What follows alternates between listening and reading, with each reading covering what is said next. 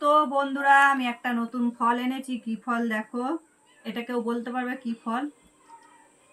এই দেখো, দেখতে পাচ্ছ তো? দেখো পুরো কিরকম, আমি তো প্রথম দেখলাম। তোমরা কি কেউ দেখেছো এই ফলটা কি জিনিস? আজকে ট্রেনের মধ্যে বিক্রি হচ্ছিল, একটা কিন্তু 5 টাকা নিয়েছে, দুটো নিয়েছি 10 টাকা দাম নিয়েছে, আর একটা আমি কিনে খেয়েছি যে কিরকম জিনিস আগে দেখি। কিন্তু খেতে কিন্তু খুব মিষ্টি, আর স্বাদটা তোমাদের কিরকম বলবো সে বুঝে পাচ্ছি না। তো দাঁড়াও তোমাদের খেয়ে দেখাই আরেকবার। একটা মেয়ে খাবে, এ সাদা একটু পজ কর।